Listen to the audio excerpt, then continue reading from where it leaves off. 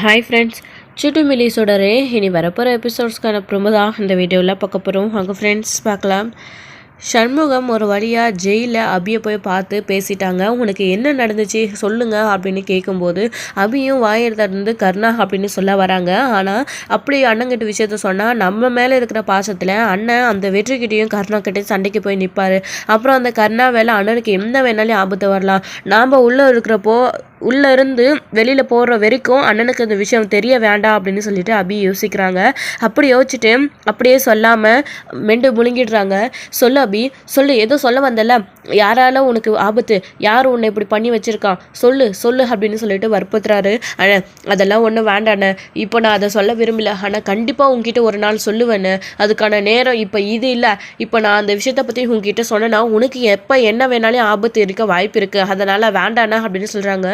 என்ன அபி சொல்கிற, நீ எனக்கு ஆபத்து வர அளவுக்கு அப்படி பெரிய பிரச்சனையில் நீ போய் மாட்டியிருக்கியா? நீ இப்போ உள்ளே இருக்கிறதுக்கும் நான் தண்டனை அனுபவிக்கிறதுக்கும் எனக்கு ஏதாச்சும் ஆகும் அப்படின்னு நீ நினைக்கிறதுக்கும் என்ன அர்த்தம் அப்படின்னலாம் ரொம்ப குழம்புறாரு. கன்ஃபியூஷன் ஆகி சண்முகம் அண்ணே விடுங்கண்ணே, நீங்கள் அதை பற்றி இப்போ கேட்காதீங்க, எனக்கு ஒரே ஒரு ஹெல்ப் மட்டும் பண்ணுங்கண்ணே அப்படின்னு சொல்கிறாங்க. நான் எந்த தப்பும் செய்யலைண்ணே அப்படின்னு சொல்கிறாங்க. எனக்கு தெரியும் என் தங்கச்சி எதுவும் நீ பண்ணியிருக்க மாட்டே அப்படின்னு சொல்லிட்டு இங்கே சண்முகம் சொல்லிட்டுருக்காரு. அப்படின்னா எனக்கு ஒரு ஹெல்ப் பண்ணுங்கண்ணே, என்ன எப்படியாச்சும் வெளியில் மட்டும் கொண்டு வந்துருங்கண்ணே அப்படின்னு சொல்கிறாங்க. என்ன அபிமா சொல்கிற அப்படின்னு. ஆமாண்ணே, நான் வெளியில் வந்ததுக்கப்புறமா எல்லாத்தையும் உங்ககிட்ட விலாவெறியாக சொல்கிறேன், என்ன நடந்துச்சு அப்படின்றது எல்லாத்தையுமே.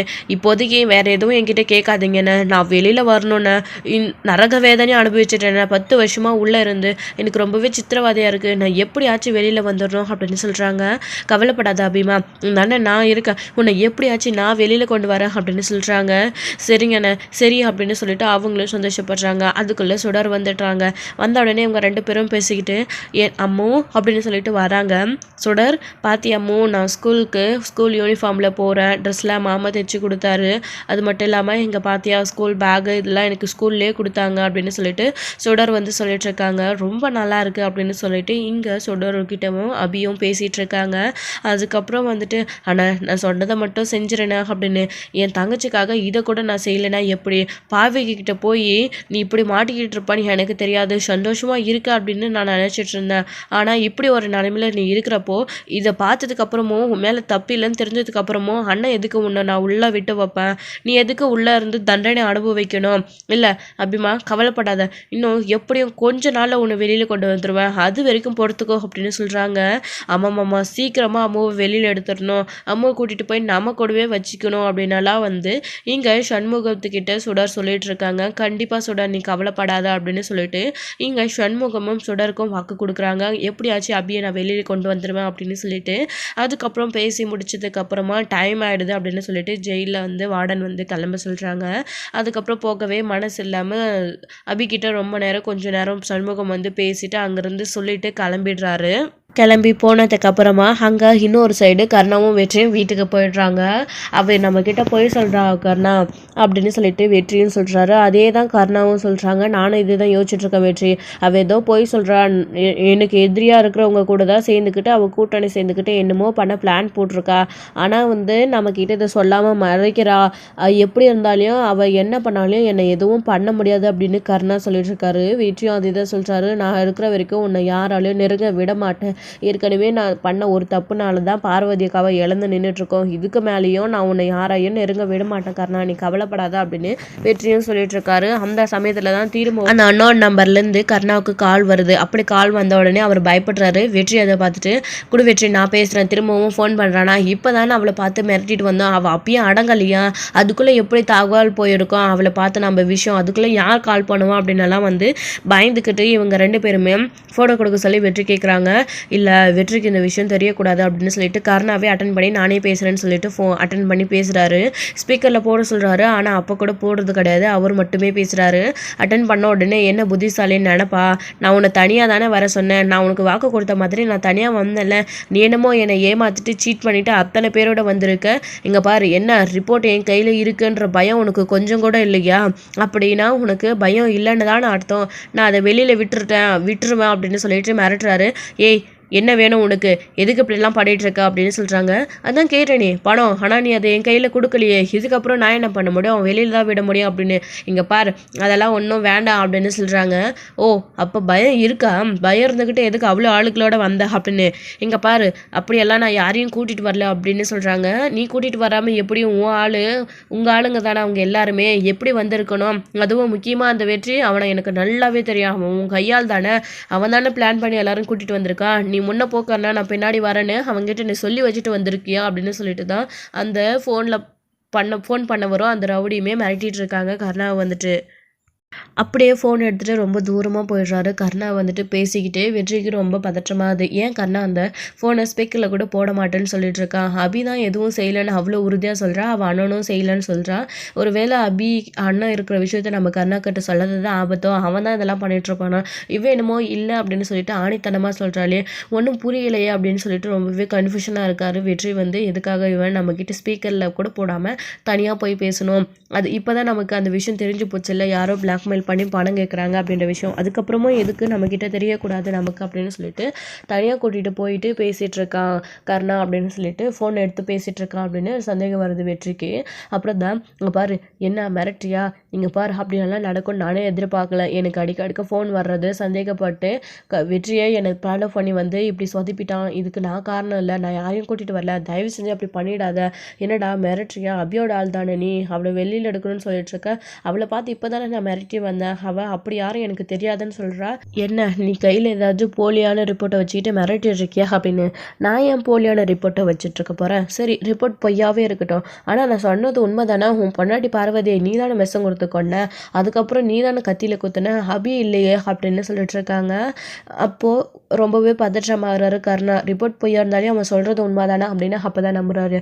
என்ன நான் சொல்கிறதுல உண்மை இருக்குல்ல, பயம் அள்ளு விடுதா, பார் இதுக்கு மேலே நான் வெயிட் பண்ண போகிறதில்ல, இப்போவே இது டிவி நியூஸ் பேப்பர் எல்லா இடத்துலையும் இதை கொடுக்க போகிறேன் அப்படின்னு சொல்கிறாங்க. வேண்டாம் அப்படி எதுவும் பண்ணிடாத அப்படின்னு ரொம்ப தூரத்தில் கர்ணா ரொம்பவே பயந்துக்கிட்டு அந்த ஆள்கிட்ட பேசுவோம். வெற்றி இது எல்லாத்தையும் நோட் பண்ணுறாங்க.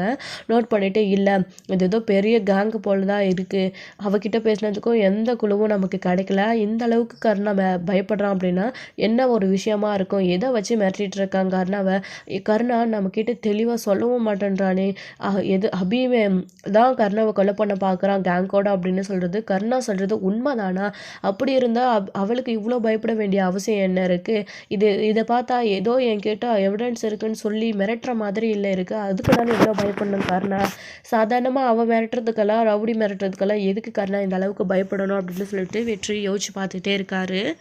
இன்னொரு சைடு அங்கே அபியும் சுடரும் பார்த்துட்டு சுடரை வந்து அபியை பார்த்துட்டு சண்முகமும் வீட்டுக்கு வந்துட்டுருக்காங்க.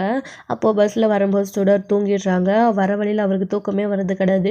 அபி சொன்ன விஷயத்த தான் நினச்சி பார்த்துக்கிட்டே வர்றாரு. என் தங்கச்சி எந்த தப்பும் பண்ணலை, தப்பே பண்ணாமல் அவன் தண்டனை அனுபவிச்சுட்ருக்கா அப்படின்னு சொல்லிட்டு அப்படியே வந்து ஊர் வந்துடுது. சுடரை எழுப்புறாங்க, எழுப்பி வீட்டுக்கும் வராங்க.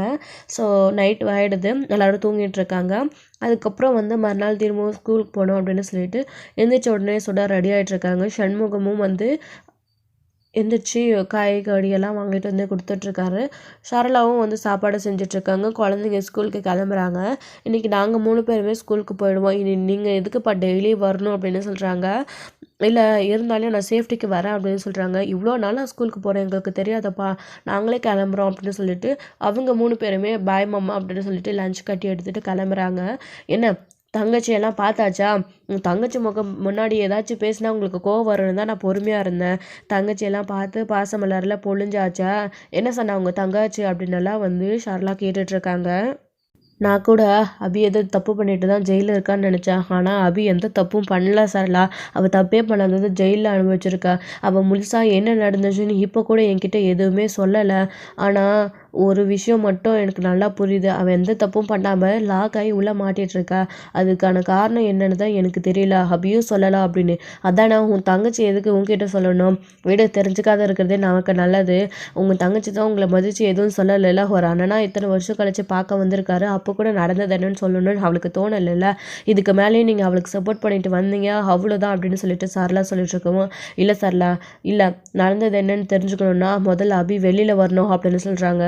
இங்கே பாருங்கள், தயவு செஞ்சு அவளை வெளியில் எடுக்கிறேன்னு மட்டும் எந்த முடிவும் எடுத்துடாதீங்க. நான் ஏற்கனவே உங்ககிட்ட பல தடவை சொல்லிட்டேன். இதை பற்றி ஏதாச்சும் பேசணும்னு நினச்சிங்க அவ்வளோதான் அப்படின்னு சொல்லிட்டு சரளா சொல்லி முடிக்கவும், சண்முகம் வந்து இல்லை சரளா, அபியை நான் வெளியில் எடுக்கலான்னு முடிவு பண்ணிட்டேன். அதுக்கான ஏற்பாட்டையும் நான் பண்ண ஆரம்பிச்சிட்டேன். காயத்ரி மேடம் மூலயமா நான் வந்து ஆல்ரெடி லாயர் ஏற்பாடு பண்ண சொல்லிட்டேன். அவங்களும் லாயரை ஏற்பாடு பண்ணிவிட்டு சொல்கிறேன்னு சொல்லியிருக்காங்க. அபியை நான் வெளியில் கொண்டு வரணும் அப்படின்னு சொல்கிறாங்க. ஏங்க இப்படி அவள் பின்னாடி தெரிஞ்சிட்டு இருக்கிறத நமக்கு வேலையவா? அவளை உங்கள் மதிச்சு என்ன நடந்துச்சுன்னு கூட சொல்லலை. அப்படி இருக்கிறப்போ அவளை வெளியில் கொண்டு வரணும்னு நீங்கள் ஏன் துடிக்கிறீங்க அப்படின்னு.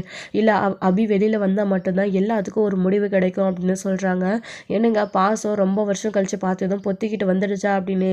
இல்லை சார்லா, என்னதான் இருந்தாலும் அவன் தங்கச்சி, அவள் தப்பு பண்ணிட்டாதான். அவன் மேலே எனக்கு கோவம் இருந்துச்சு தான்.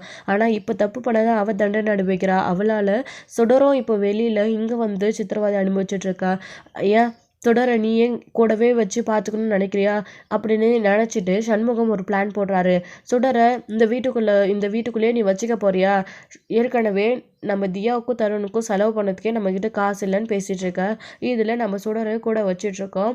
அபி வெளியில் வந்துட்டாள்னா சுடரை கூட்டிகிட்டு போயிடுவாள, நம்மளுக்கு செலவு மிச்சம் ஆச்சுல, அதுக்கு தான் அப்படின்னு சொல்லிட்டு சரளா கிட்ட அப்படி போட்டு வாங்குறாரு. அப்படி சொன்ன உடனே சரளாவும் யோசிச்சு பார்க்குறாங்க. நீங்கள் சொல்கிறதெல்லாம் நடக்கும்ல. அப்புறம் தங்கச்சியை வெளியில் கொண்டு வந்ததுக்கு அப்புறமா போக இடம் இல்லை, இங்கே இருக்கட்டும் கொஞ்ச நாளைக்கு அப்படின்னு உங்கள் தங்கச்சியையும் இங்கே சேர்ந்து டேரா போட்டுற வச்சிட மாட்டீங்களே. ஜெயிலேருந்து வெளியில் கொண்டு வந்தோம்மா அப்படியே எங்கேயாச்சும் அனுப்பி விட்டோமான்னு இருக்கணும். அவள் முகத்தில் கூட நான் முழிக்க விரும்பலை. அவள் இந்த பக்கம் கூட வந்துடவே கூடாது அப்படின்னு சொல்லிட்டு இங்கே சரளா வந்து சொல்லிட்டு இருக்காங்க. அப்படியே பண்ணிடுறேன், உன் விருப்பம் தான் நான். ஆனால் அவளை வெளியில் எடுக்க மட்டும் எப்படியாச்சும் ஏற்பாடு பண்ணணும் சரளா அப்படின்னு சொல்லிட்டு இருக்கமோ. போய் என்னமோ பண்ணுங்க, முடிவு பண்ணிட்டு தானே என்கிட்ட கேட்குறீங்க. இதுக்கப்புறம் நான் சொல்கிறதுக்கு என்ன இருக்குது அப்படின்னு சொல்லிட்டு சரளா அங்கேருந்து போயிடுறாங்க. சண்முகம் எப்படியோ ஒரு வழியாக அவகிட்ட விஷயத்த சொல்லியாச்சு. எப்படியும் அபியை வெளியில் எடுக்கிற விஷயமா இவகிட்ட சொல்லாமல் எதுவுமே செஞ்சுருக்க முடியாது. அவள் காதில் போட்டுட்டோம். இதுக்கப்புறம் நம்ம அதுக்கான வேலையை தெரிஞ்சாலும் ஓரளவுக்கு கோவப்படாமல் இருப்பா அப்படின்னு சொல்லிட்டு சண்முகம் நினச்சிக்கிட்டு ஸோ அதுக்கான வேலையை பார்க்க ஆரம்பிச்சிடுறாரு. இன்னொரு பக்கமும் திரும்பவும் அந்த மாதிரி ராங் கால் வந்துக்கிட்டே இருக்கவும் வெற்றி பேசாமல் அவள் அண்ணனை பற்றின விஷயத்த சொல்லிடலாமா அப்படின்னு சொல்லிட்டு யோசிக்கிறாரு.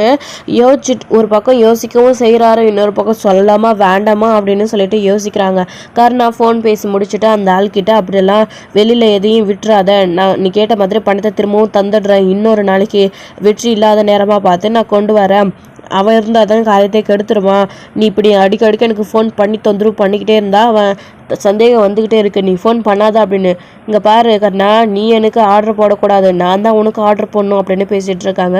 ப்ளீஸ் என்னோட நிலைமை புரிஞ்சுக்கோ. ஏன் உனக்கு கொஞ்சம் பணம் வேணும்னா நான் சொல்கிற வரைக்கும் நீ வெயிட் பண்ணி தான் ஆகணும், இல்லைனா அதுக்கப்புறம் நான் என்ன பண்ண முடியும் அப்படின்னு சொல்லிட்டு கருணா சொன்னதுனால சரி போனால் போதும், உனக்கு டைம் கொடுக்குறேன், ஆனால் இன்னி ஒரு வாரத்துக்குள்ளே நீயா எனக்கு ஃபோன் பண்ணி என்ன இடம் ஏதுன்னு சொல்லணும், அது வரைக்கும் நான் வெயிட் பண்ணுவேன், அது இப்படி இல்லை அதுக்கப்புறம் நான் வெளியில் விட்டுருவேன் அப்படின்னு மிரட்டிட்டு இருக்காங்க. சரி அப்படின்னு கர்ணாவும் ஃபோன் பேசிட்டு முடிச்சதுக்கப்புறம் தான் வெற்றி வந்து திரும்பவும் கர்ணக்கிட்ட என்னாச்சு கர்ணா, யார் ஒன்று மிரட்டுறான், இப்போ தானே அவளை பார்த்து பேசிட்டு வந்தோம், அதுக்குள்ளே யார் அப்படின்னு சொல்லிட்டு தெரியலையேடா, ஒன்றும் புரியலையே, நாம் அவளை மிரட்டின விஷயம் தெரிஞ்சு ஒரு வேளை அவள் யார்கிட்டயோ சொல்லி திரும்பவும் அவங்க நம்ம மிரட்டிட்டு போனோன்றதை தெரிஞ்சுக்கிட்டு இப்படியெல்லாம் மிரட்டுறீங்களா அப்படின்னு நம்மக்கிட்ட கேட்டு திரும்பவும் பணம் கேட்குறாங்களா அப்படின்னு சொல்லிட்டு தான் இங்கே கர்ணா வந்து வெற்றிக்கிட்ட சொல்லிட்டு இருக்காங்க. அவளை விட்டுட்டு வந்திருக்கக்கூடாது கர்ணா, நாம் பண்ணது அதுதான் ரொம்ப பெரிய தப்பு அப்படின்னு சொல்கிறாங்க. அப்போ தான் இங்கே மேலே இருந்து ஸ்வேதா வராங்க. ஸ்வேதா வந்து நீங்கள் பேசுகிறது எல்லாத்தையும் நான் கேட்டுட்டு தான் வந்துட்டுருக்கேன், அதான் விட்டுட்டு வந்துடுறது தப்புன்னு சொல்கிறீங்களே, பேசாமல் முடிச்சுட்டு வந்திருக்க வேண்டியது தானே, இன்னும் அவள் என்ன பண்ண காத்திருக்கா, இவ்வளோ பண்ணியும் அவகிட்டேருந்து வாயிலேருந்து உண்மையை வர வைக்க முடியலையா, மாமா பேசாமல் நீங்கள் என்ன கூட்டிகிட்டு போகிறீங்களா, அவகிட்டேருந்து நான் உண்மையை வர வைக்கிறேன் அப்படின்னு. ஸ்வேதா நீ எதுக்கு ஜெயிலுக்கெல்லாம், அதெல்லாம் ஒன்றும் வேண்டாம் அப்படின்னு. மாமா நீங்களும் போகிறீங்க வர்றீங்க, அவகிட்ட என்னத்தை தெரிஞ்சுக்கிட்டு வரீங்க, அவளும் உங்ககிட்ட ஏதாச்சும் சொல்கிறாளா, இல்லை எதுக்கு தேவையில்லாத பிரச்சனை, என்னை கூட்டிகிட்டு போங்க, அவளை ஒரே அடியாக கதையை முடிச்சிடுறான் அப்படின்னு சொல்லிட்டு இங்கே அம்ட்டு கோவத்தில் வந்து சொல்லிட்டு இருக்காங்க. ஸ்வேதா வந்து கருணா வந்துட்டு என்ன நினைக்கிறாருன்னா, ஸ்வேதா அங்கே வந்தால் அவள் ஏதாச்சும் உளருவா, இல்லை பெரிய பிரச்சனையாக போய் முடியும், அவளுக்கு பின்னாடி யார் இருக்காங்கன்றது முதல்ல கண்டுபிடிக்கணும், அதுக்கு முன்னாடி அவளை நம்ம எந்த ஒரு டார்ச்சரும் பண்ணக்கூடாது அப்படின்னு சொல்லிட்டு கருணா யோசிக்கிறாரு. வெற்றியுமே மொத்த ஃபேமிலியுமே அவளுக்கு பின்னாடி யார் இருப்பா அப்படின்னு தான் யோசிச்சுட்ருக்காங்க. ஸோ அதோட இந்த எபிசோடு வந்து முடிச்சிருக்காங்க. அடுத்தடுத்த எபிசோடில் என்ன நடக்க போகுது அப்படின்றத வெயிட் பண்ணி பார்க்கலாம். தேங்க்யூ. இந்த வீடியோ உங்களுக்கு பிடிச்சிருந்தா லைக் பண்ணுங்கள், ஷேர் பண்ணுங்கள், கமெண்ட் பண்ணுங்கள்.